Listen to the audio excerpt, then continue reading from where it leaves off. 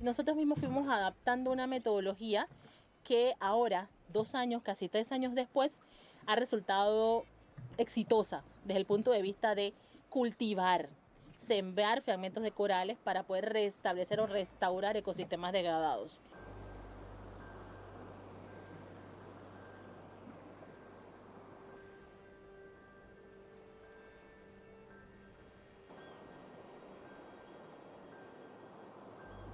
El impacto en los arrecifes coralinos en Panamá ya viene desde los tiempos coloniales, cuando se comienza el desarrollo de todas estas fortalezas y realmente se extrajo una gran cantidad, toneladas, de hecho, decenas de metros cúbicos de corales fueron utilizados para ensamblar la aduana de Portobelo, las fortificaciones que hay allá.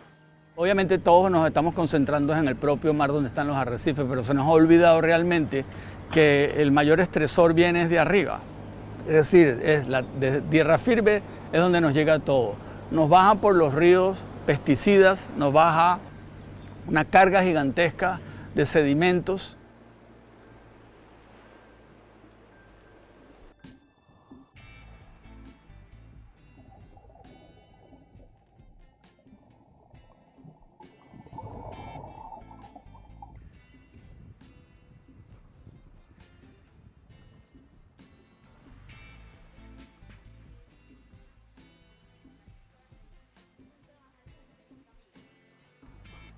Puede ser que no estemos restaurando completamente todo el ecosistema que existe en esta vasta masa de océano aquí en el Caribe colonense, pero estamos aportando poco a poco ciencia nueva para Panamá, datos, experiencia en los muchachos y mucha conciencia ambiental a todos los niveles.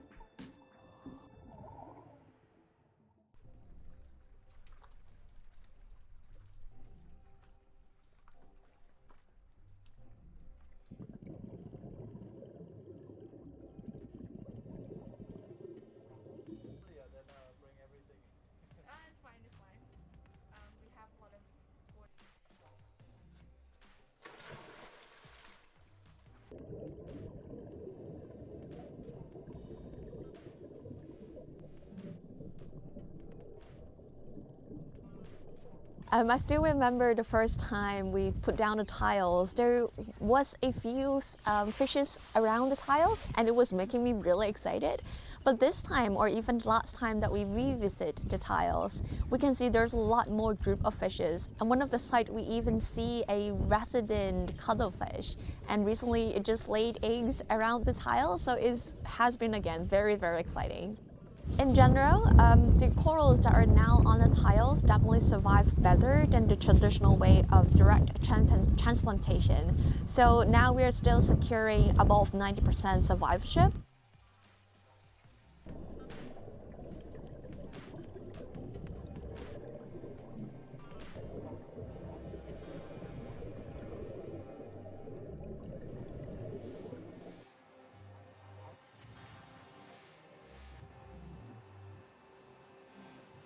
The technology using 3D printing allows us to customize a tile or a solution for any type of environment. And I think that's the real potential that the technology brings.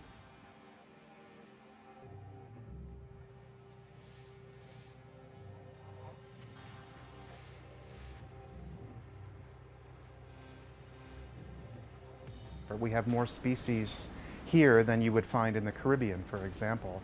And, you know, in my imagination, we think about climate change is happening. It's going to warm our waters considerably.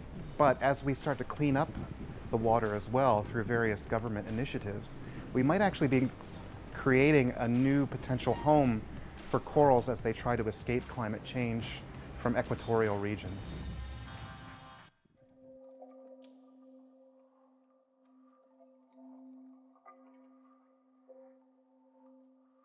When I talk about corals, corals of Cyprus, most people say, we have corals in Cyprus.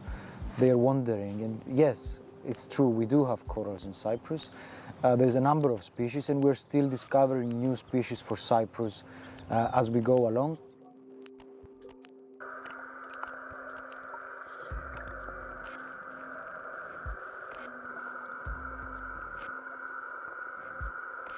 We all heard the story about the rising temperatures, which is true, climatic change.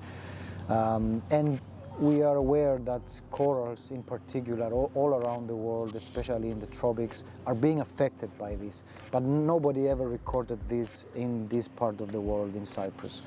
So we started monitoring them.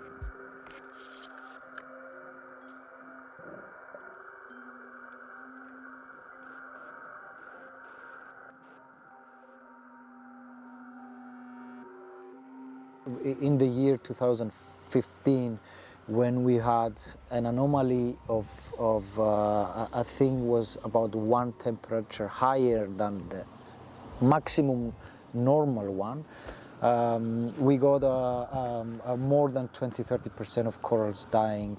Even the slightest increase in temperature, we're talking about 0.1, 0.2 degrees Celsius, can really seriously affect them. And I think the forecast is that it's going to be much more within the next 30-40 years.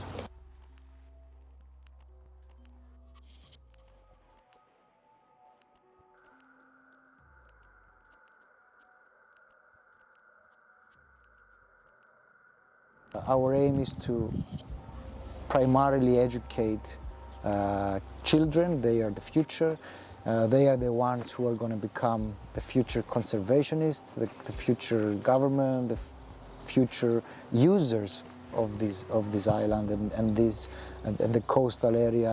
And so we are thinking that by educating them, then we hope that there will be enough time to change the minds and change the way things are done